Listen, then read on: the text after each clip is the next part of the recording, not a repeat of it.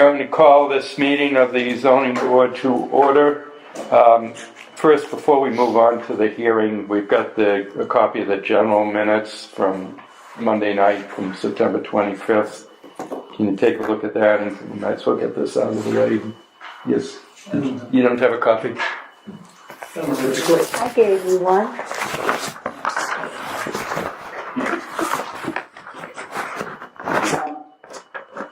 Yeah, pass that down. What? Oh. Yeah. What? Committee? Oh. Sorry. All right, so this, Just that we'll one. just delete Right. that. Right. Otherwise, it was 4-0 without that name. Thank you. Otherwise, do I hear a motion to accept approve the general minutes for the meeting of September 25th? So moved by Mr. Kimball. And so present were myself, Mr. Andrews, Mr. Curran, Mr. Keeman, and Mr. Kimball. Is it a second? Second by Mr. Andrews. All in favor? 5-0. Okay, we're done with that. So I will reopen the hearing for 356 South Avenue, which is case number 14.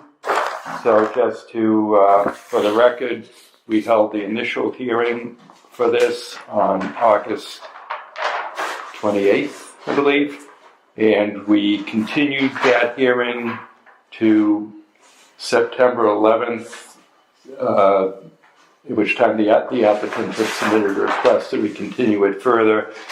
We continued it till September 25th, so we could get in touch with the applicant and decide on mutually agreeable dates.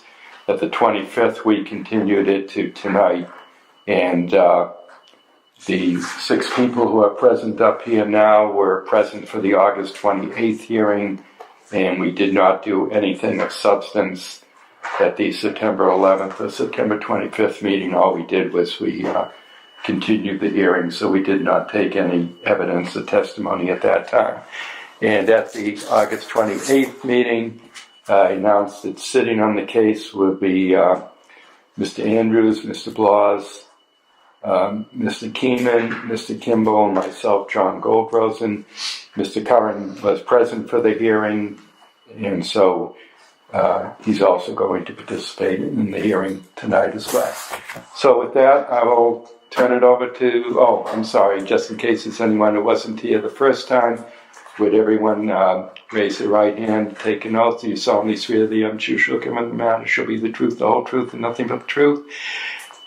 And okay, and also for the record, the meeting is being recorded, both so that the secretary can make minutes of the meeting. Also, as of last Monday, in response to a new town bylaw, we are uploading these minutes to the WHCA website. I just uploaded the first one today successfully.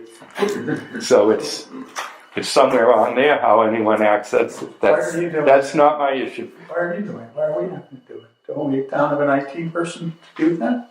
They supplied us with a tape recorder. It plugs into my computer, and I upload it. It has to be plugged into a computer to upload it, right. So it's easier to... Your computer at home? Yeah. It's easier to... Otherwise, I'd have to bring it to town hall or whatever, so that's easier. All right, I turn it over to the applicant to bring us up to date and see where we go from here. Great. Thank you, Mr. Chairman. Good evening, everybody. Glad you're here, and thank you very much for accommodating this meeting tonight. I know it's not a typical schedule, so we greatly appreciate it. We're anxious to move ahead. So with us tonight, myself, Jim Valeriani, we have Dave O'Keefe, the ownership team, Brian Wall is consulting, financial and business aspects of this, Bob Boynton with the Caldwell Group Architects, Seth Yaffe with High Guide Cannabis, consulting on the operations once everything's underway, and Jeff Walker with the ownership team of the property. The building is here with us as well. So we have a full team.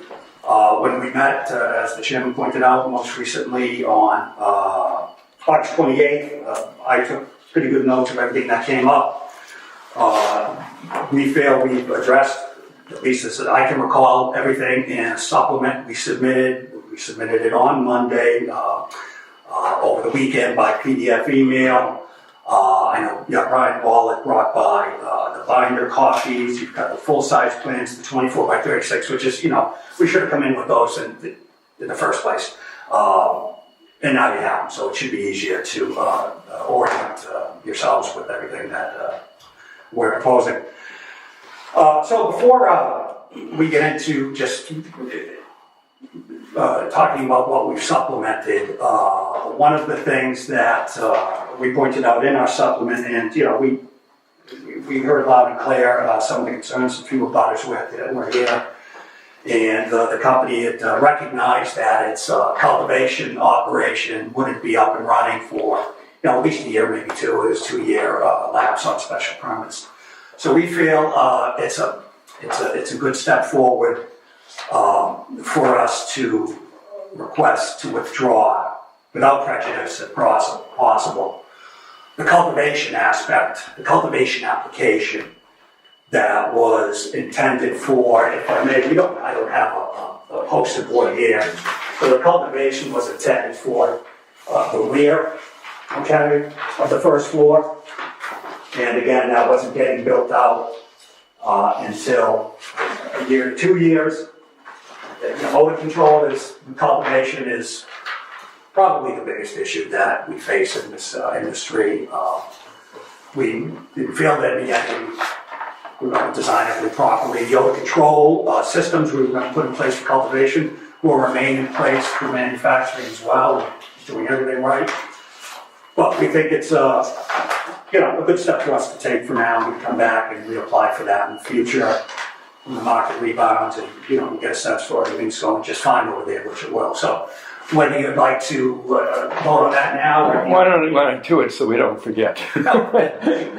And let me say, I appreciate you doing it. I'm glad you did it because I would have had an issue with not just the odor issue, but just procedurally. Partly because the town has put a limit on the number of non-retail licenses. I would have been uncomfortable with, tying something up or just, having it sit there. Maybe it gets used, maybe it doesn't get used. Special permits can get extended if there's some step taken, who knows what it would be. So I think it's just as well to take it off the table, and when you have some definite plan, just come back with it. So I would entertain a motion to allow the applicant to withdraw the request for the cultivation operation without prejudice. So moved by Mr. Keeman. Is there a second? Second. Second by Mr. Kimball. All in favor? Okay, 5-0 on that. Okay, proceed. Great. Okay, so why don't I just breeze through the supplement, and Dave O'Keefe is going to participate.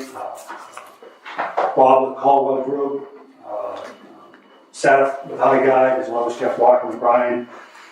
But, our development team, very experienced. We've included some information on Caldwell, High Guide, Brian's background, Mincy, who's been doing zoning and permitting and business advice, CCC applications since the inception of cannabis. And, we're certainly welcome. We have a signed lease with Jeff Walker's operation. The Board of Health, we got unanimous recommendation from Planning Board, no issues with this. Fire Department noted just any changes to the sprinkler system that need to be notified of. But we have to share alarm plans with the Fire Department, and representative of the Fire Department is here tonight. Board of Health mentioned if there's any edibles, we'd have to fill out a food license form. We're not doing any edibles for manufacturing to start with, just using the raw flour to make pre-rolls. And we did confirm that the building, Jeff Walker provided us with plans that show it is hooked up to the South Ave public sewer system. Shipping, receiving, we have a photo of the type of light transit vans that would be used. Again, random deliveries, no set schedule for security purposes. 1 or 2 deliveries, 1 or 2 a day, shipping 1 or 2 a day at most around the side of the building. Mechanical equipment, I'll relieve that, I'll wait for Bob to speak to that.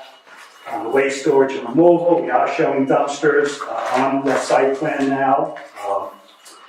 And we did indicate all waste marijuana product will be destroyed according to the CCC requirements and stored in a separate room, be locked inside our space.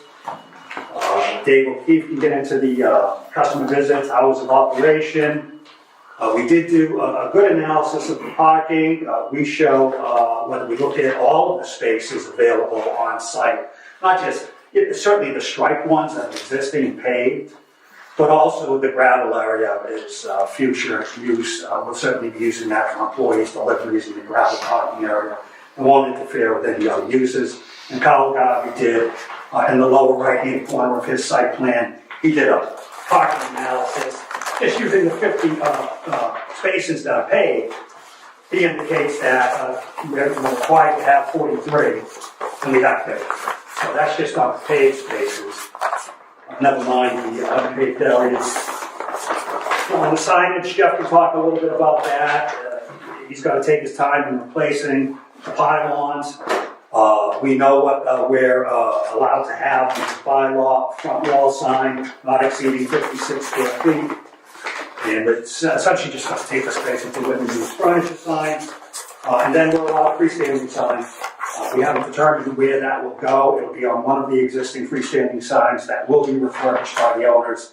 It'll say children bliss, and it'll be very tasteful and typical of this type of use.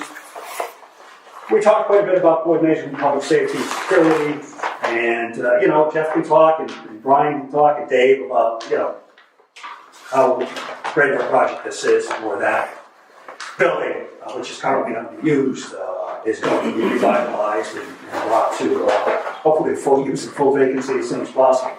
But with that, Dave, if you want to go ahead and talk about anything further, hours, how you're working well, the ownership, anything. I mean, everything I was going to talk about, he's already covered it. I like being with my wife. She got it all covered for us. It's true. I guess the only thing I have left to talk about, we talked about, waste, border health, and shipping, and transportation. We wanted to talk a little bit about hours of operation. Under our host community agreement, we're allowed to operate from 7 in the morning till 10 at night, like other business in town, liquor stores in the area. And we wanted to see, we're hoping that you would accommodate us on that. And what are your thoughts on that? Well, it's just going by your diagram here, you've got 8 to 8. You're requesting to go 7 a.m. to 10 p.m.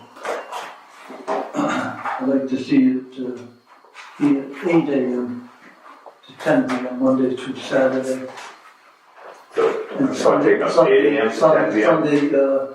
Sunday, 8 a.m. to 8 p.m. Bring it down 2 hours. 8 a.m. to 10 p.m. and Sundays 8 to 8. 8 a.m. to 10 p.m. On the road to 8 to 8. 8 to 8. That's what I Okay. I maybe let other members of the committee weigh in. I certainly agree on Sunday where this, it's a somewhat residential area. The 7 a.m., I don't think will be worth being open, but I can see the argument that you're near a commuter rail station. I commuted to Boston by commuter rail for 20 odd years. I would usually get to the station about 30 seconds before the train pulled in. Right. I would not have run some errand on the way. I would do it going home. And so if you're thinking you're going to get business at 7 in the morning, I don't think you're right. But I'm not sure I want to restrict them from having that option if they want it. But the Sunday evening, I agree with. I don't know how other members of the board feel. They're not going to make any noise. They're not going to disrupt anything. I don't care if they're open at 6 a.m. Yeah. And it's going to be, again, there's traffic on the street at 7 a.m. because of the commuter rail station. So the Sunday evening, as I said, I certainly agree with that, but I don't have an issue with giving them the option of opening at 7. I doubt that it'll be reasonable for them to do so. Anyone else? I mean, we'll have further discussion on this, but since you brought it up, I was willing to let it go back and forth. Okay. Yeah, go ahead. And so you're okay with 7 a.m. to 10 p.m. on weekdays, and we want to address the Sunday hours? Is that what I'm hearing? Yeah, other people agree with? Mr. Chairman, Yes, Mr. Kimball, bring it down to 8 p.m. on Sundays. on Sunday. On Yeah. Sundays? Yeah, Mr. Kimball? During the week, the 7 to 10 p.m., that's a very host community agreement. We're discussing with the other organizations similar hours that we're allowed to operate, so I think we should be consistent across the board. So I'd cut back on the Sunday evening hours, but the rest of the time should be what the host agreement is. Okay, I think that's a consensus. That's fine. The only other issue that I wanted to discuss right now was there was a talk of, for the first 30 days, having people call in advance or make an appointment, and I just don't know how that would work. Like if I was going to the bank or the liquor store or Target, I don't see how it would be different. Well, won't a lot of your business be done online and by people purchasing online and coming in and picking up? Yeah, there will be some, yes, there will be that, but there'll So- also be people coming in, that haven't done that are just Right. stopping in. Well, we imposed that condition, which was actually suggested by the applicant for the operation at 305 Bedford Street, so I'd like to be consistent on that. It basically allows you to have a soft opening, and it certainly doesn't prevent bookings online, particularly where, we don't know who's going to open first. I suppose it could be an argument after the first one opens and we see that there's no issues with traffic or operation or whatever, then it might not matter, but we don't know who's going to open first. So that was I- a 1 month period, Mr. Chairman? Yes, so that was a condition we put on 305 Bedford Street, which they actually suggested, and we're prepared to do. So again, in the interest of consistency, as with the hours, I would want to have that condition for your first So days. are their hours also on Sundays gonna be closing at 8 p.m.? We did not limit them, but they're in a different location. They're in a strictly commercial area where you're adjoining residential areas. So, and we did discuss the 8 o'clock Sunday hour with the proposed operation at 769 Bedford, which again abuts residential areas. So, Mr. Chairman, so if Yes. someone orders online, they're gonna put a range in. Usually they might say, I'm gonna pick up between 3 or 5, but it doesn't mean they're gonna, if the train stops. Yeah. So, order ahead, back when it first happened, when there were lines, is you would say, I'm gonna be there at 8:15. It was like going to a doctor's office. Yeah. So I just want to make sure, if we're saying order ahead is scheduling, so they could come, we could get 10 people at 5 o'clock. Yeah. And then just the big game with order ahead is what everyone does is people are going to come in, and either they're going to let them in because it's a rec store, or they're going to tell them to go to the car and book the appointment and then walk back in. So I want to be honest with the board is when people say they're going to do order ahead, they either just still let people in, or they say go to your car on your cell phone, book an appointment in 5 minutes and walk back in. So I'd rather be straightforward and say, order ahead really isn't needed, or if you want to put it as a condition, if they're going to open first, most likely, because they're a month ahead of us, unless they run into problems. but that's the game with order ahead. Is if it's order online, if you're considering that order ahead, like we don't know when they're going to show up, right? Because they order on the system. We pick the basket, it's sitting there in a bag for them to come in, and then we cash them out. Those transactions take they're in the store about 2.5 to 3 minutes. Where if we have to do a true order ahead, we're open 12 hours a day, people have to book slots to come in. It's just, it's not feasible. They're not suggesting that they have to book a slot, they just have to put that order before they come in. I think I brought a copy of the decision for 305. Just so I can be accurate about the language of the condition. Somewhere in here.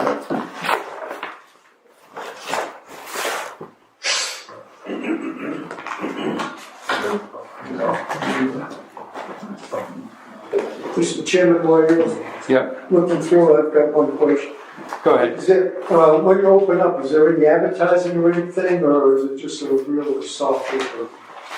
We would do a soft opening we probably open on like a Thursday, the friends and family, your board, the select board, certain townspeople, just to get everyone used to the processes.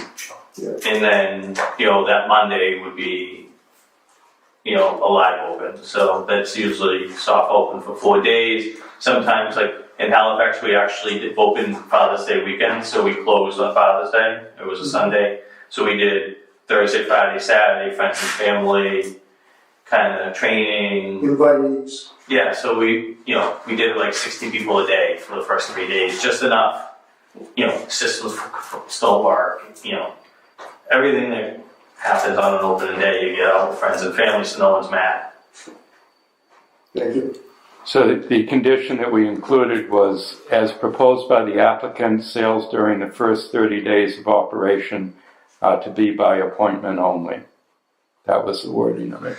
And that was they suggested that. Yes. Or Part of that, after they that. know they're gonna be the first one open, and that they can, by the time that we get to open, they're through it. Well, I don't know whether they knew or could be sure of that or not. Yeah. But that was an interesting distinction, Mr. Chairman. They offer that. It's True. not a requirement of your bylaw. But, it's as you, and I remember Mr. Wall being here when we discussed the hours of operation for that one. I believe you said, okay, you just wanted assurance that we'd be consistent, not give somebody, 4 hours a day when only one operation could be open and everybody else had to be closed, something like that. So I'm bringing this up to be consistent. If board members are, particularly if you're certain they're going to be open first, I'd have less of an issue if I knew who was going to be open first. When do you anticipate that you'd be able to open, assuming Next spring. Yeah, like July. Yeah, I'm hoping June. I mean, I realize it's up to the Cannabis Control Commission too. Does it? Yeah, we have a lot of work to do with the building. There's a lot to do. Okay. I don't know. I feel like if there's a variance on the hours, their hours are different than ours. Perhaps there should be the same consideration for the 30 days. That's a good compromise. What other members of the board think? Mr. Kimball? I would think maybe first couple of weeks just order ahead as opposed to coming in and that would give you an opportunity that people are going to be in the building for a short period of time. Right. And somebody can sit out in the parking lot and order ahead and you tell them 15 minutes later the Chinese food is ready, so on and so forth. And that will prevent potential lines of people. I don't think you're going to get the lines of people. No. But potentially. So I think that might be a compromise. This order ahead would be as opposed to make it important. Yeah, but maybe. Could we compromise on the amount of time on that? You would suggest a couple of weeks. And then if the police department feels that there's a significant problem with volume, then it could be adjusted by the police department. Right, which, Right. and that was another one of, another one of our conditions was security and safety provisions are subject to the approval of the police and fire departments, and those departments may require the applicant to update or revise those provisions as circumstances are required. And obviously, if there's detail need or whatever, that Right. you take care of that. And to your point about hours, obviously, if on a Sunday night, we're not doing any volume, or after a certain time, it wouldn't make sense to even stay open, because we're paying people to come to work, and they're standing around. I'd rather have them go home and come back another time when we're busy. So I think there's got, there'll be some flexibility here. I think certainly live with the hours that you're talking about, but we might find that on Sunday night, it doesn't even stay open that way. Right. If nobody's coming in. Well, so how would people feel about, say, 15 days and, what would you say, order in advance rather than by appointment? Yeah. Does that seem okay? That's a fair compromise. Is that, You guys go with that. is that, Well, either order in advance or by appointment. Yeah, order ahead or by. right, because In other words, no but want, just somebody might not know what they want, so they want to make an appointment. Yeah. Yes. Yeah. Okay, So That's- okay. All right. Okay, I think that's all I had, so Jim covered everything else. Good job, Jim. Well, thank you. Thank you. Carl snuck in, he made it fashionably late.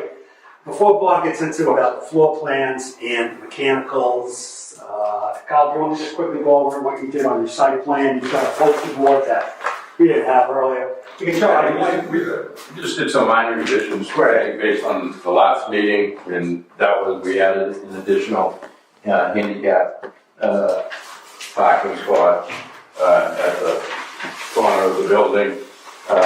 We requested over where the entrance. What sheet are we? Intelligent. You got the photo. I'll just come look They're at this. actually both the same, but, so we added another handicap spot there. We're showing the entrance way, the exit way. They've also got the loading dock and employee entrance where it presently is now. It should be right in here.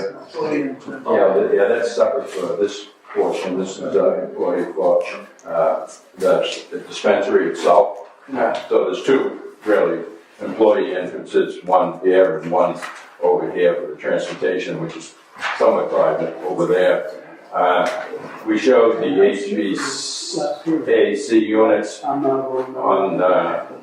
the corner of the buildings and one over here at the transportation area. They're putting a generator system in for backup, which is close to the overhead electric wires transformer pole. And we're showing a dumpster, two dumpsters in here with blocking gates. Just a detail of that dumpster area. So there's basically just minor revisions. We also just color coded the areas, took off the growing area that was this whole area here, which portion of it now is going to be taken as warehouse space by the woodworkers itself. So there's going to be remaining vacant spot. This is vacant. As far as the first floor goes. So to clarify, the only areas that you're renting are the ones in, dark blue, blue and yellow, or you also renting what Sean is stating? No. So we're renting, blue, this, and this. Okay, Yeah. greenish blue, Yeah. blue and yellow, okay. Most of the buildings, the woodworking.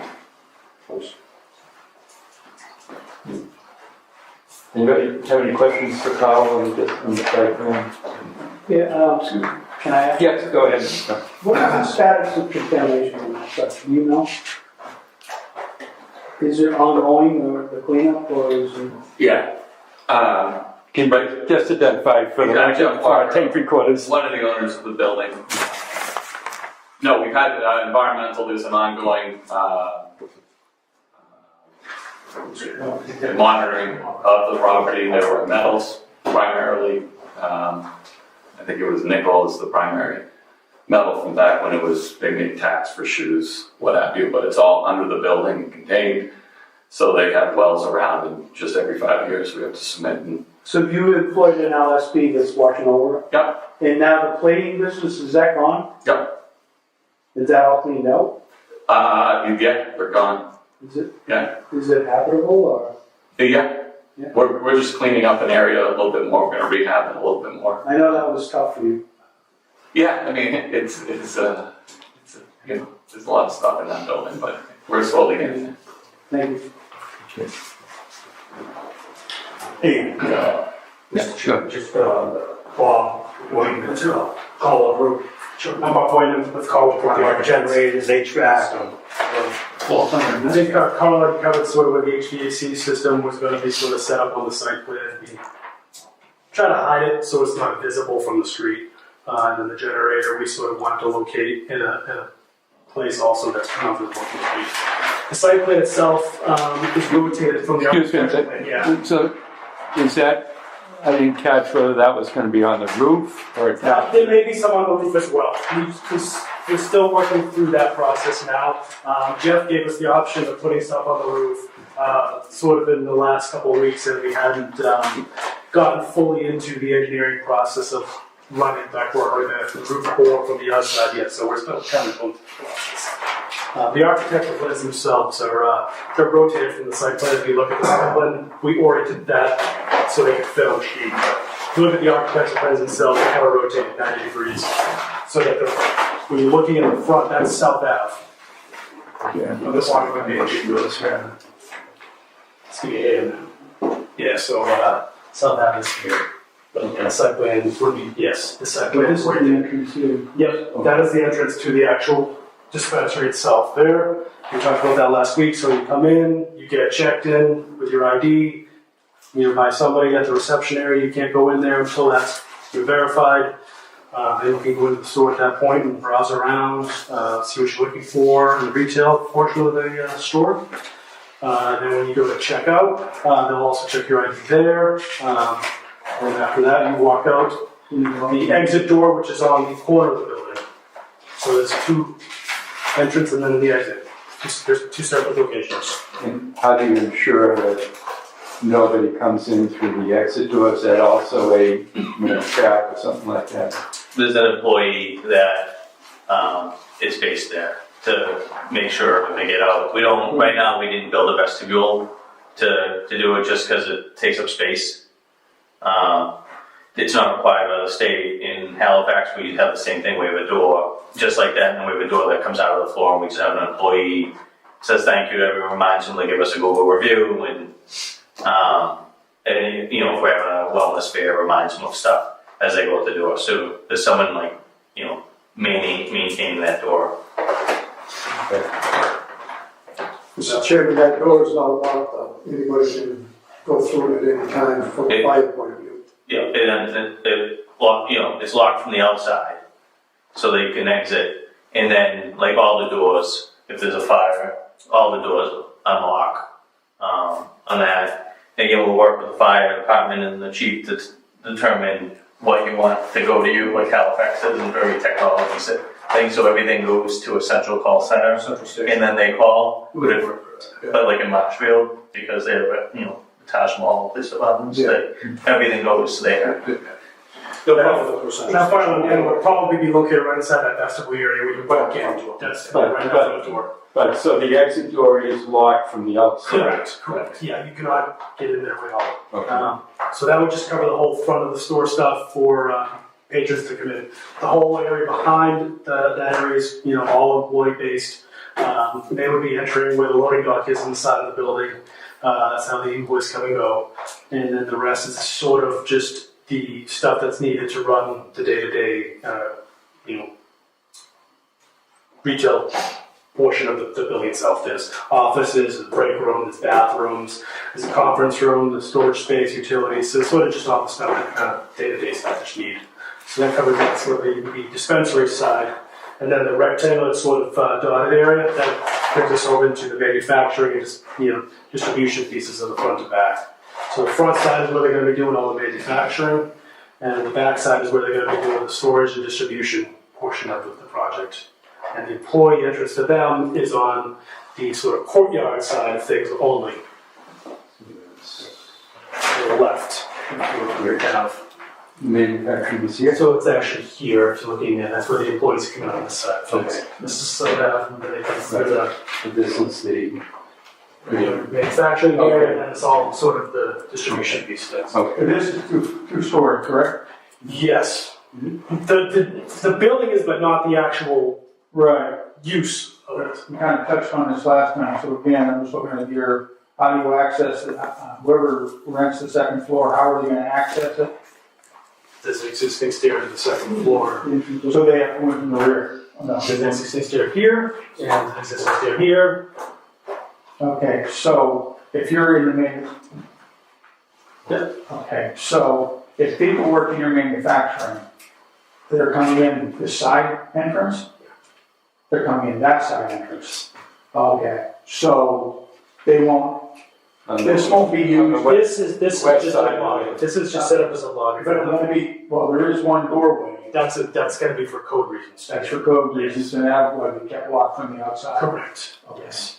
And that's how the second floor is accessed for both this unit and this unit. I believe, Jeff, there's also an old elevator shaft in there, if it was ever Yep. wanted to brought back to life, it's sort of in this corridor area, there's an old elevator shaft that can be reused, repurposed, rebuilt. It's right, sort of in this area, I believe. Okay, We're on stuff back here, so you walk in the double from here. yeah, it's like right here. Yeah.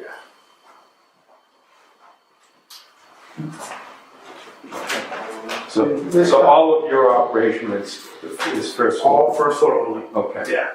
This heavy dotted line, does that represent anything? Just That's just sort of delineating the manufacturing distribution from the dispensary itself. Just so you're going to be able to go between the There's two. just one door that connects between the two. If you can see, there's a corridor access if they wanted to bring product between the two rather than having to bring it outside and back.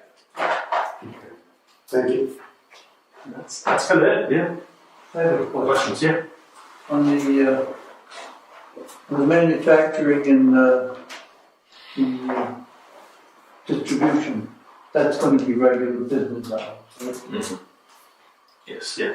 It won't be like it's 8 to 8 or 8 No. to 10. Oh, no. It's going to be regular 7 a.m. to 5 p.m. or something like that. Yep. Yes. Okay. And it'll take time to ramp up to that. All right, and one other thing, you're aware that the parking spaces have to be 10 by 20. Yeah, and we saw that. I mean, T&K did it, and apparently they didn't do it to code, so they're gonna have to come back and fix it. But all parking spaces in town have to be 10 by 20. I think what they assumed was it was grandfathered in at 9 by 18, because that's been there for forever. But if you need us to change it, we can change it. I think that should be done. Might as well get it right. Mr. Chairman, on the air conditioning system, if you're going to have, is the filterization going to be inside the unit, the building, or is there going to be something on the roof as far as you're going to have probably a MERV 9 or 13 coming in from the street, but the rest of the filterization, is that going to be in the building, or is that going to be up on the roof? Probably inside the units themselves. Yes. Yeah. Do you want to, again, I think you have it in the written materials to just for the record of the meeting, discuss the amount of noise from the HVAC system, from generators, whatever. I don't have that in front of me, so I couldn't pull it up right now. If you Anybody? Well, we did get from Premier Engineering out of Millbrook, which is going to be the Southern Region, the COLA units, those are 20 kW. Yeah. And the manager over at Premier indicated that they'd be, I think it's at a distance of 10 feet, 64 dBA, 60 is a compensation. I do want to note that in the specs on the COLA, it indicates the units come with critical silencers and aluminum sound enclosures. And in the COLA specs, it indicates the decibel levels will be similar to typical residential air conditioner compressors. And just for the record, and what you have is going to be on the east side of the building, correct? So That's right. that faces the old Mexican restaurant and barber shop property. It doesn't face residential properties. Correct, it's on the other, completely. And the other one also sort of inside that, courtyard. Right, okay. All right. I was a little confused about the parking spaces. 'Cause I thought you said something about 50 spaces. Yeah, we have, in the front of the building and along the side where our operations, these operations are held, that's, I think, what did we say about? I calculated that as about 50, and we're only using up to 38. We have 38 in the front and the side, and we'd be using approximately 22. Kyle did a more comprehensive overview, which he shows in the lower right-hand corner of the site plan. He indicates that there's a total of 50 spaces in those areas and in between the building that we'll be utilizing. And we're only required to provide 43. No, but that's what the clarification I was looking for, because I thought you had said there's. That was still that. 50 something. Yeah, it didn't need that explanation. What we received is a total of 38. Okay, that's Yeah, good. yeah, And then the generators, those are emergency generators only? That's a good point, yes. Okay, so they're not going to be used all the time? They can cycle like once a month as well to test them. Sure, Yeah. sure. Okay. Actually, just so we're clear, on record, every Monday, it'll probably be from 12 to it turns on. You get a text message that says it turned on, and it shuts off. 12 noon, Yeah, and we can set the time, but we not use 12 it. midnight. Okay. Mr. Chairman, the whole team staff. Yeah, I wonder if Mr. Walker could, we had a number of questions that related to, because even like when we talk about parking, okay, but what other uses are going into the building, and how do we calculate, when the building's totally in use, is parking adequate? And there were questions raised about the tenants upstairs, which,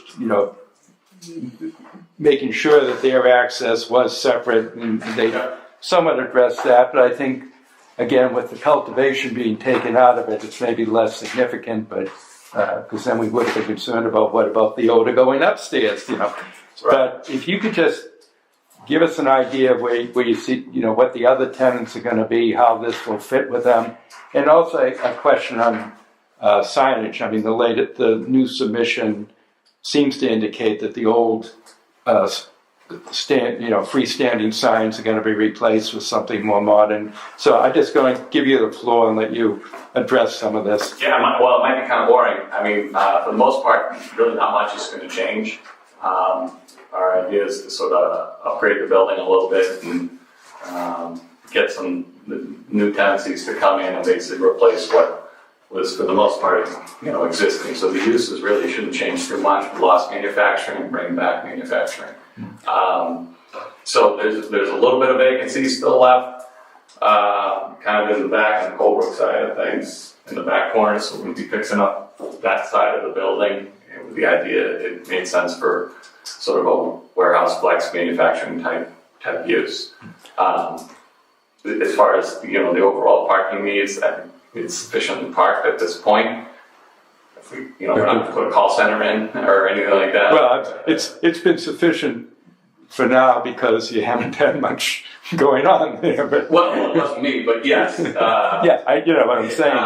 It's been an underutilized property. I mean, but it was pretty well occupied as far as the tenancy goes, which Whitman, our Whitman company occupied approximately like 35,000 feet of that. So that all became available, and then there was some back space that was used as storage that is going to be opened up a little bit more. But we have additional 40 spaces. There's some additional parking can make sense kind of inside the horseshoe as well if needed. At this point, we don't see the need for it. We're going to be probably 80% occupied. And the upstairs with the bands, we're kind of just letting them run. Because I was probably like you guys. I'm like, all right, it was there before my time, but I'm kind of like, all right, let's let's see how this plays out. So we kind of have them on a 60-day trial period, especially when their business opens up. If it becomes an issue, we'll shut it down. Yeah, I was going to say, it's, we're here concerned about the impacts of marijuana operation on abutters, and maybe the bigger concern will be having a band playing upstairs while you're trying to run your business. So, Right. Yeah. We talked about it before, and we're gonna, do what's right. I mean, from what I've seen so far, I was there when a couple of them, it's some people in their 50s or 60s going in and hold on to the youth and play some music. all right, so which is another concern is, if we're talking about teenagers in proximity, then that's an issue. Yeah. So if that's not the case, that's helpful. Yeah, I mean, we haven't seen that. As far as additional parking, I know the previous landlord, and I guess we're still doing it a little bit, there's commuters that rent spaces. So those are month to month, so those can go away and have additional spaces.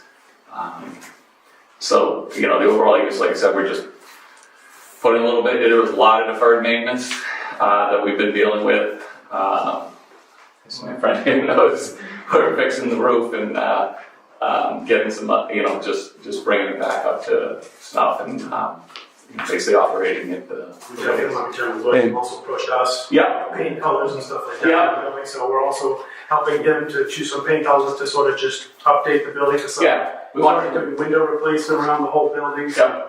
We just did some windows this weekend. It looks much better. That's good. It looks much better. And what about the signage?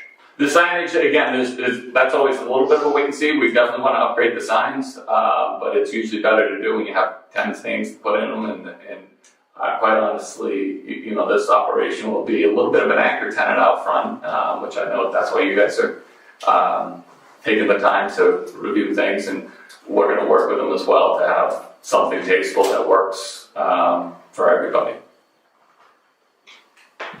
I just as an observation, getting rid of those two freestanding, old, junky-looking freestanding signs and putting up a single good-looking one would be a good idea. Yeah, we wanted to, the good thing is generally if you make it look nicer, it's better for everybody. Good. So, that's Mr. Piccarelli, just, from the building inspector's point of view, again, this issue of, I'm sure there's plenty of parking on the site that could be used, but say another business is going to locate there,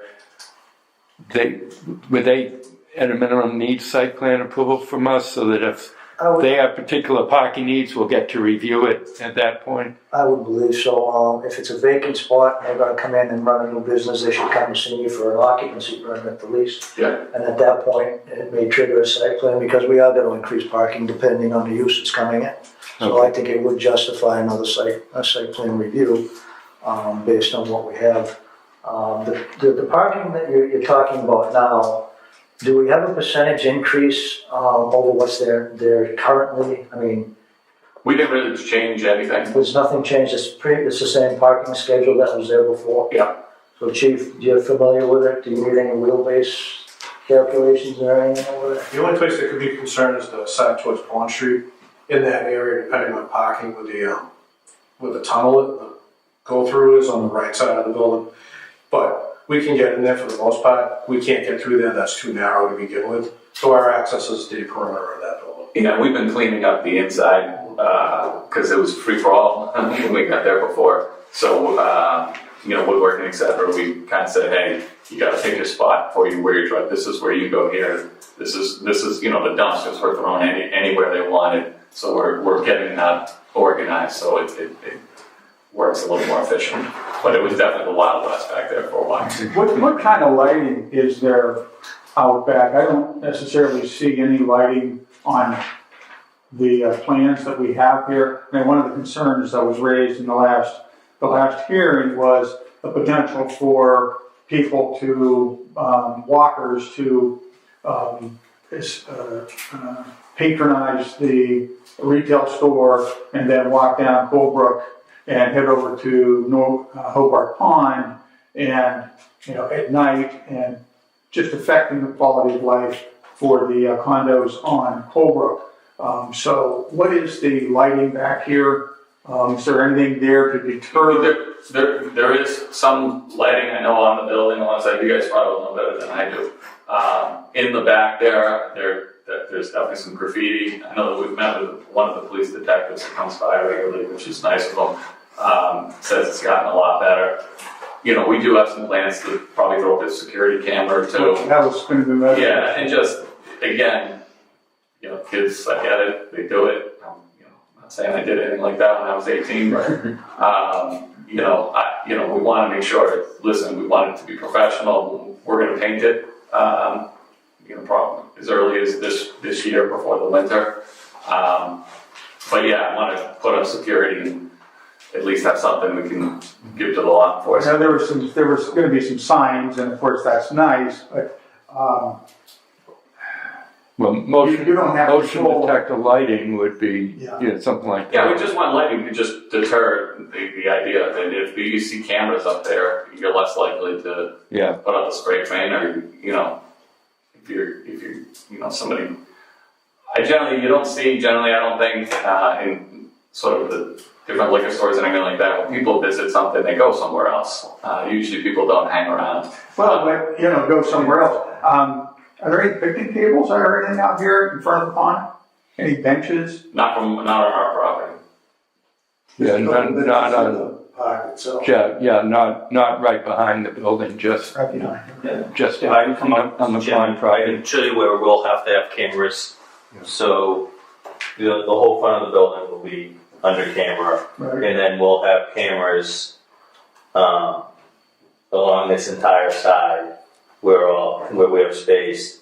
So we'll be able to have a camera that goes this way, and then over on this side too. So there'll be cameras on the exterior of the building that'll shine down, and then again, depending on what the fire and police want, we can angle them, and then we could angle them here. If you really wanted us to, we could put a camera on this building, but we just don't want to impose Our on the concerns are neighbor. really back here, and I guess that's more for the owner.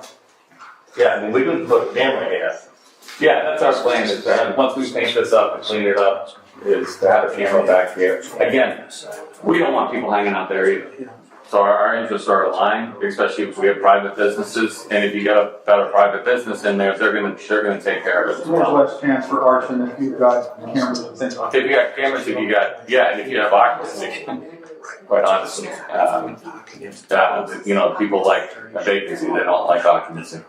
So when the state inspects this, what they'll do is they'll have someone in a security room, and then they'll have an employee walking like this around the entire perimeter of the building, figuring out where they want to site it. So we'll at least go to where the archway is, just so on both sides and all up front.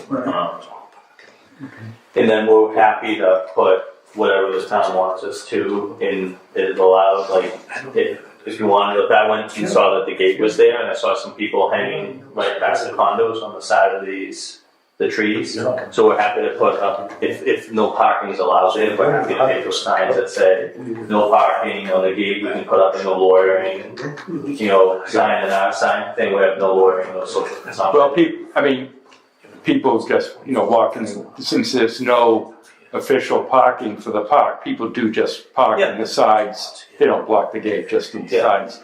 And, I wouldn't, I'm just saying, we want to put up signs preventing that. Yeah, didn't look like they were using the building. Let me just ask if, So that's why I think if we if members, then they won't have them. ma'am,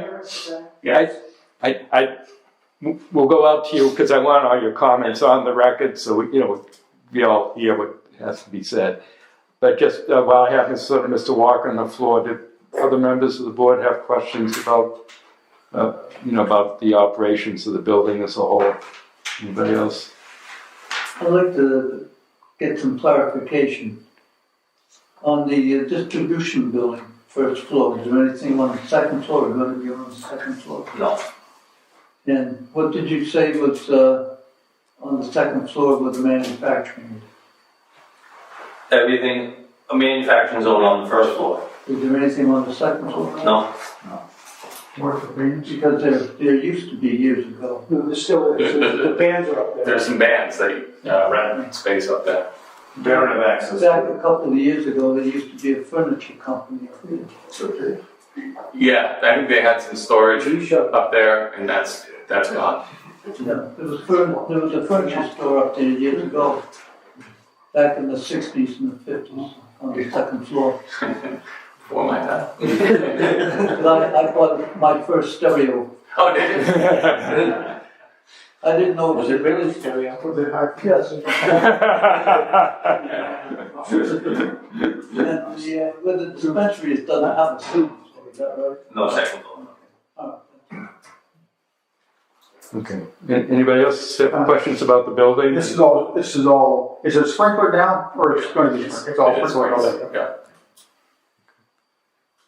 If you lose out on the cultivation, is that gone?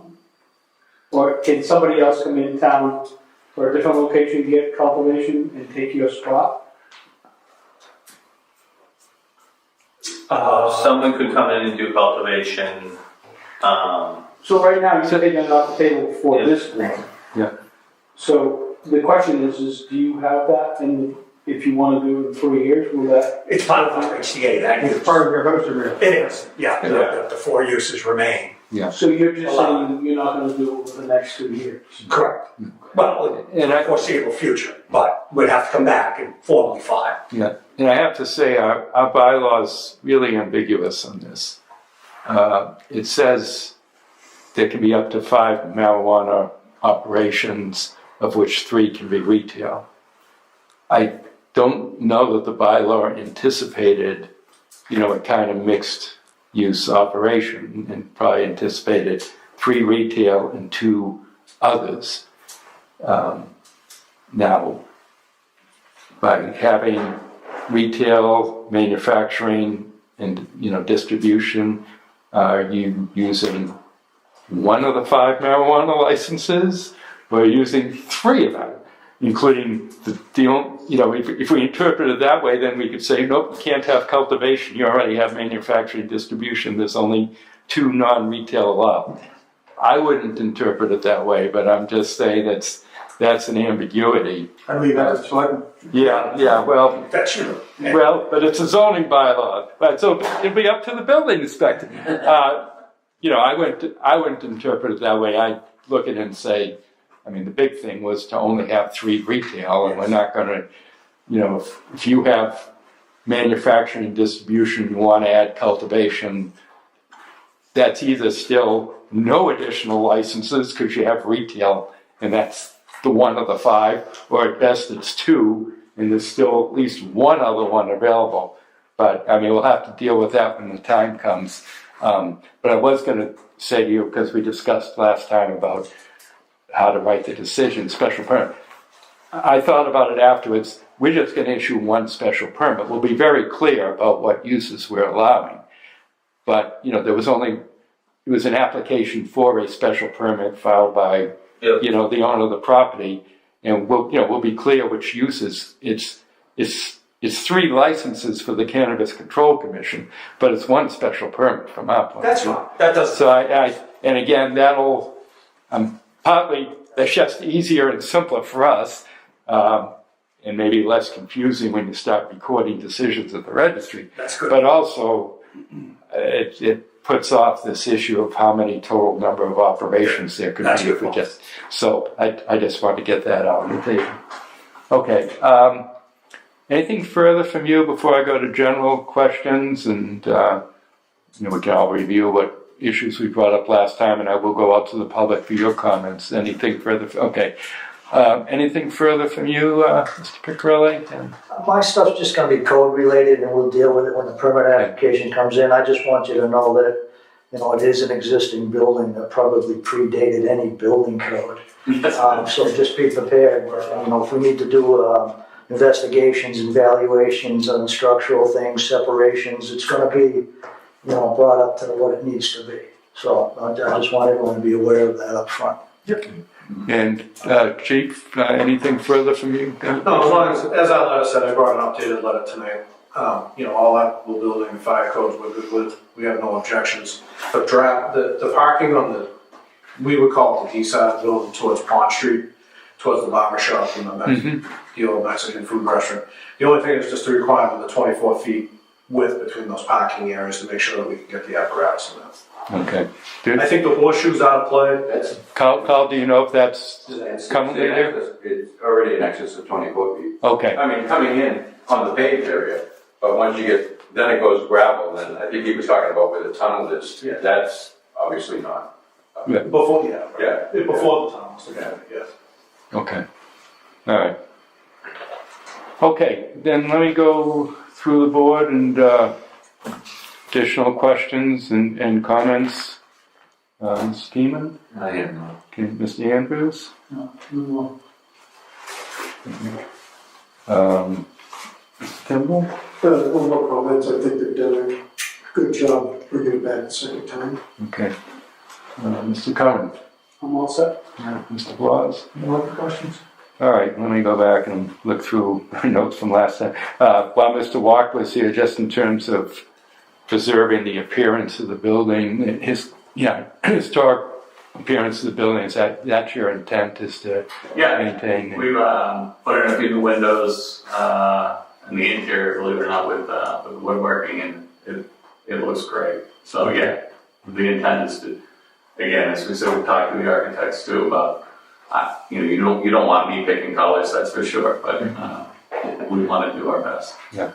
And, in terms of, as long as the sign meets the size requirements, I don't think it's really our role to dictate what it looks like, but I hope it would be sort of tasteful in accordance with the historic nature of the building. Yeah. All right. Can you, we were mostly concerned about odor control in terms of cultivation, but could you explain what the manufacturing and processing really entails here? Is it really just packaging, material that comes in, or are you really chopping it up and creating tinctures and, what does manufacturing and processing mean? Very, very minimal. Basically, I almost think of it as repackaging. So we're taking kind of the bulk of flour or oil, and we're basically putting it into a smaller container, whether it's a pre-roll container, whether it's a pre-roll or just a smaller container than a bulk container. Everything is airtight, and I would say that it would be pretty much like the most minimal of manufacturing or moving around any product or producing any smell whatsoever. Everything's maintained in airtight containers, as I said, and then it's kept into a humidity and temperature controlled room at all times. So it also does have mitigation as well too for smell. So I would say, especially getting rid of the cultivation, it would be pretty much almost minimal at all. And all manufacturing is very light. We're looking at tabletop pieces of equipment. Everything has low voltage, everything's just regular plugs, and water usage, all that kind of stuff is minimal. We're looking at 3 base sinks and a dishwasher in terms of just cleaning up at the end of the day. All sterilization of everything is going to be regular. Substances that are used in your own home to clean down and sterilize. Thanks. That's really helpful, because I think that clarifies a lot. And that, one of the concerns I'd raised was water use and electricity use. Again, that really Minimal applies to more to the cultivation than anything else, so that's off the table.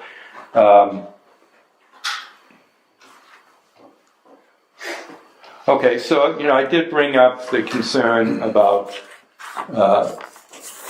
people purchasing product, both people in automobiles, maybe people on foot as well, since it's a residential area, and walking down and into the park. And I just asked, what could you do to mitigate that, to discourage that? I threw out the idea of handing every customer a copy of the town bylaw that prohibits use of marijuana in public spaces. I was serious.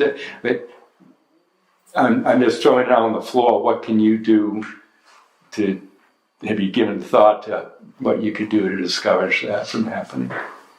Yeah, so we're gonna put up a sign either behind the POS station, so when you're cashing out that says like, no public consumption, no loitering, again, we have the exit door, so we could get a clean window thing there on the window where it would say exit, that would also say like no public consumption. Normally we would probably try to sell that space to someone, that wanted to bring it on there, but, if you normally would say Bud Light or something if you went in the Regal. But we could put the sign there, so when they have to push the exit door, it's right there in their face. We could put stuffers in every bag or staple it that says no public consumption. Again, it's really a matter if you want us to waste paper, because really those people are gonna, throw the bag away, or if they like the bag, they're gonna rip the thing off and throw the paper, somewhere. So it's just In the park. kind of not pro-environmental like that. We use paper, but if you want us to do that, for the first X amount of time, we're happy to put signs up, inside our building. Make sure that when you cash out, we reinforce no social consumption, no loitering, and then, as I mentioned, we're happy to buy signs if the town wanted them, either for the gate that said the same thing, no parking signs. We're gonna have a lot of cameras. We can work with Jeff on other cameras that tie into our system, so that it's being monitored by a third party on that, so we can tie his security into our security. Again, and we've had the Halifax police come to us more than once because our cameras pick up 106. So again, like if something happened, they could come and say, hey, do you have a camera? Lots of times they just want a picture of the vans. Like we were able to see a hit and run go by us and then come back by us 18 seconds later. So we knew almost where they turned around. So again, anywhere you guys want us to have extra cameras, if it picks up places, please let us know. We don't want to infringe on the condos. We don't have anything over there. And what about? So we could make it Fort Knox. In Halifax, we have 27 cameras and 1,700 square feet. I think the cameras are the biggest deterrent to all that. And when there's a sign saying that there's a camera there. Like that in the public, the public, people in the condos see something, they can complain and, address it that way. Yes, so Mr. Chairman, local police have to review our security plan, cameras and lighting, as well as the Cannabis Commission. Also, we have to provide procedures to the Cannabis Commission on how we will prevent loitering. So that gets submitted to the CCC. And we also, in terms of incident reporting that we're required to do, if we're aware of any diversion, we have to report that immediately to the police. Any criminal activity within the area, any suspicious activity, and any security breach have to be reported by the applicant to the police. Right. But, the Cannabis Control Commission is mainly concerned about security around your facility. Correct. And, no loitering on the premises, meaning, your property or the property you're renting. We're talking about something more broad. I think your suggestion about having signage within the store is a good one.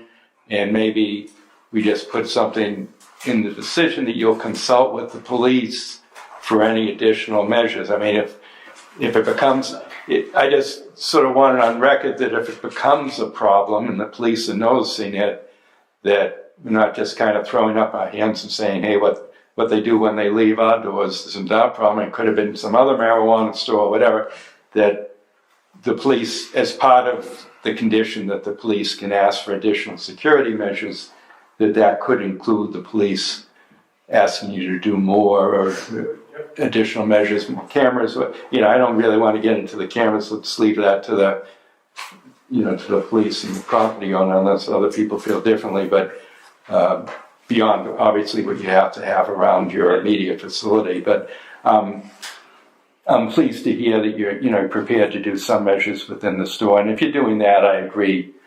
Handing out pieces of paper probably isn't going to accomplish very much. Let me see what else I had. We've covered the signage.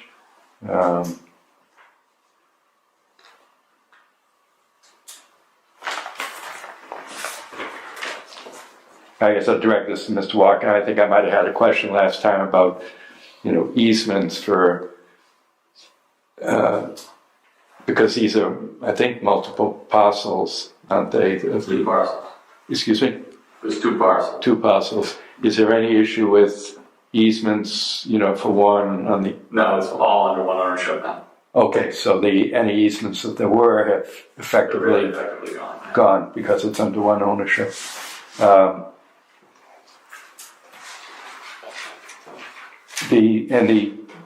The hours for the delivery operation, you might have already answered this, will not exceed the hours for the retail operation. At least it's within that same window. Yeah, so the CCC has set delivery hours. It's 8 to 8. Okay. So, our initial, so we'll never deliver to 8, because we're delivering only to other dispensaries. Right. So, that business really probably runs until like 5 o'clock, because we're not going to deliver to like Williamstown. It just isn't feasible to us. So we'll just take clients probably Quincy to Plymouth.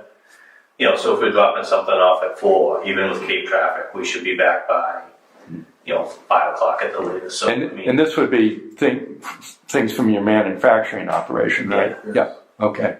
And likewise, deliveries of product to your manufacturing operation would be within your retail business hours? Yes. Okay. I think you've addressed you previously said that the dumpsters are for cardboard and non-marijuana products, and any marijuana you'd be keeping inside and transporting any marijuana waste would be transported separately, would never be outside. Correct. We'll have 2 dumpsters just because cardboard's a lot cheaper than waste. So Yeah. in most of our waste is believe it or not, everything tends to come in cardboard in manufacturing. So you tend to have a lot more cardboard. So we always have a cardboard one and then a trash one. Good. And then we'll use, like with Halifax, we use Troop, which might actually be your town trash I company. don't know. It's not our the town-wide, but I certainly see them around. Yeah. And does the cardboard get contaminated in any way with the marijuana product, or? No. Okay. Because everything is, as Seth said, is packaged in the cardboard. Okay. All right. I think that covers everything. Let me go out to members of the public. If you want to give us your name and address again and comment on everything you've heard and anything you've thought of since last time. Yeah. Catherine J. Mason, I'm a trustee at the Colbert Condos. Okay. It seems like everybody's got their act together this time. There's a lot more information, and I'm very pleased about it. Also pleased about the appearance, the building changing. It looks better already. As we have cameras and we have lights around the complex, we don't have a problem with cameras and lights around your complex. The more the better, I think. It's just, some of the ones on our side of the building are motion censored, or maybe they just don't work anymore, but it can be very dark there at night. Even with our lights, it's not quite enough, so the more of it, the better, again. The bands, if it comes back at 2 o'clock in the morning, I'll be calling. Because it was really bad. And Peter, God bless him, he wouldn't do anything about it. He just said it was business and they had a right to do business. So we were up at 2 o'clock in the morning listening to death metal, which was not fun. But we welcome the businesses, we welcome people being there, just as long as everyone is willing to cooperate. Yeah. We'll do what we can. Just a point of, I guess, information. Before those condos were built, this board had to decide whether or not to allow residential in that industrial zone. And one of the things we said to the applicant who was going to build there, wanted to build there, was make sure you understand, whoever you sell these to, make sure everybody understands that their residential, their dwelling is being sited on an industrial site. And there are industrial uses right next door. So let them know there will be noises, there will be sounds, there will be activity, or maybe activity. And if it's a problem, it's not a problem, it's not their problem, it's your problem because you chose to live in on an industrial site. So I'm not trying to be disrespectful. No, I I just want understand. to make sure everybody Exactly. understands that. Yeah. I can't speak for all of our owners on that, but the trustees do understand. Anything else from the public? Okay.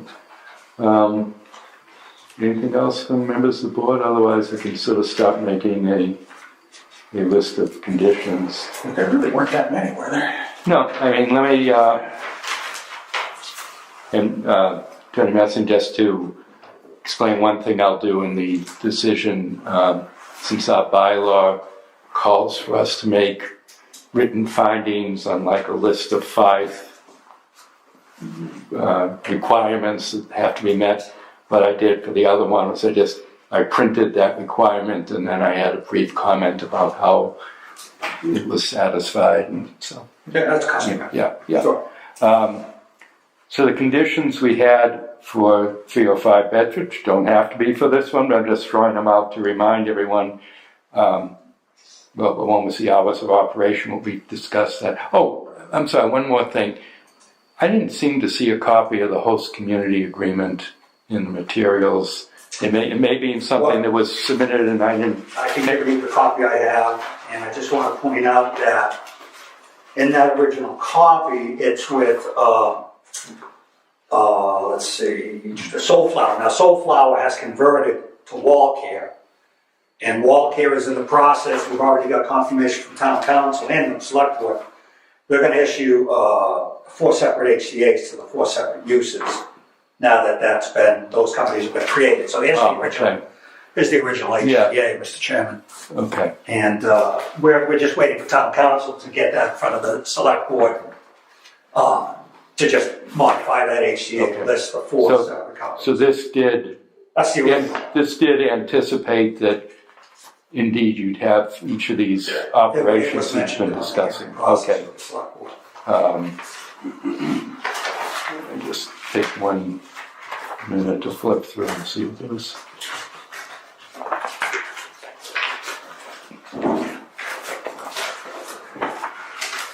I do have a draft. And again, in terms of the names on the special permit, I mean, the applicant was the building owner. Should we be adding? We would like the building on J.W.D. Whitman, Right. Wall Care, and then the 3 applicants that remain, Chill and Bliss, Fusion Drop, and Soulflower Express. Okay. So this is the amendment, by the way. Yeah, just so again. That is for my benefit. just got to make it through to the select board. Town council is already indicated. Like I said, I think it's Copeland Bridge. Okay. It's working select on that. We expect that any day now. All right. So I just want to make sure we get this down. So, can we have this copy? Okay. All right. So we'll list them in there. But I mean, in terms of, it's going to get recorded against the property under the owner's name anyway. So. That's right. Okay.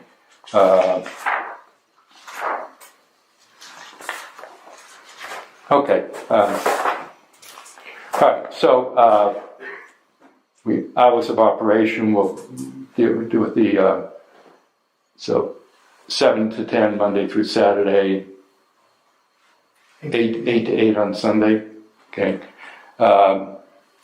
We had a condition: security and safety provisions are subject to the approval of the police and fire departments, and those departments may require the applicant to update or revise those provisions if circumstances so require.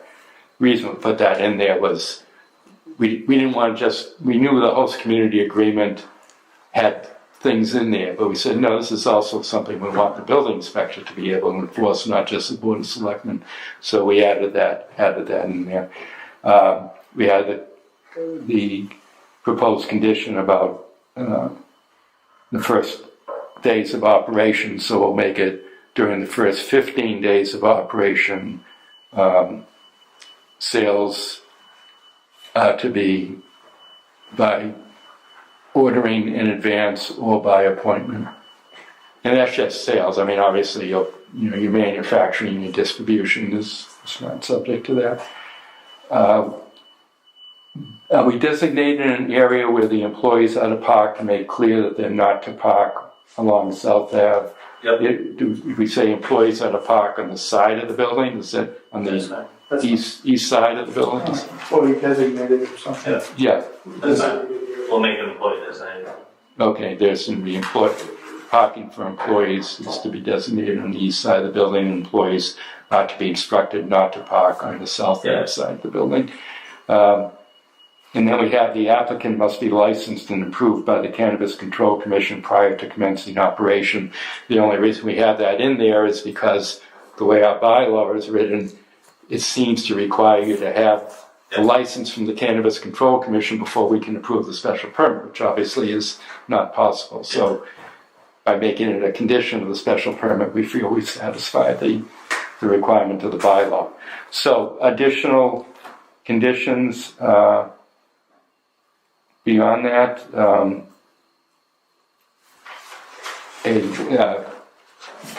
the applicant shall provide signage within the building informing customers of the town bylaw prohibiting public consumption in public spaces, and shall make efforts to educate and inform its customers.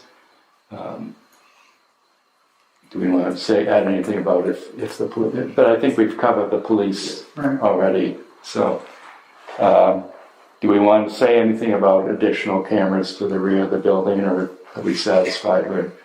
We'll leave that to.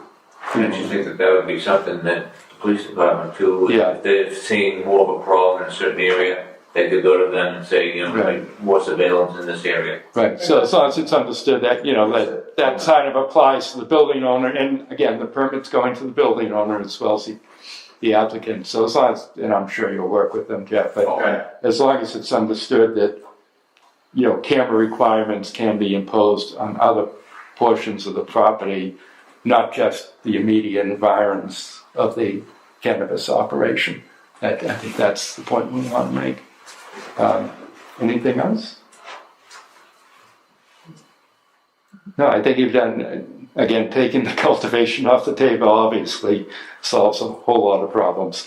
And it also makes, we also had an issue with, the cultivation's here, the woodworking's in the middle, and now everything's together and compact. The owners, Dave and Kim and Brian, they did talk about that, and they wanted to make sure that was taken care of. Right. Yeah, and what was provided this time, the additional, that 6 pages kind of summarized a lot of the things that we were talking about and asking about that we didn't have last time, and the more detailed drawings. Right, and the additional information on the nature of the manufacturing operation and measures for noise control and so forth. That's really helpful. Any other conditions? All right, then I'll entertain a motion to, and let's just go over this. You need the special permit for the marijuana operation, site plan approval for the marijuana operation, and then the general site plan approval. I mean, it's under 2 provisions of the bylaw, and I'll reference those all in the decision. And there's no other relief needed, I don't think. Now we just put in a condition that the parking is to be restriped to reflect the 10 by 20 foot requirement for parking spaces. Since For their area. I mean, It should be the whole lot. It's for public.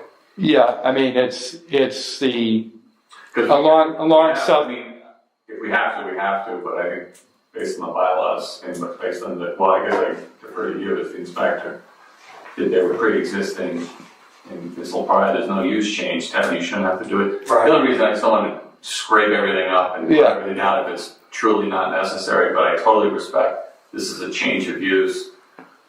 The new code should require it to.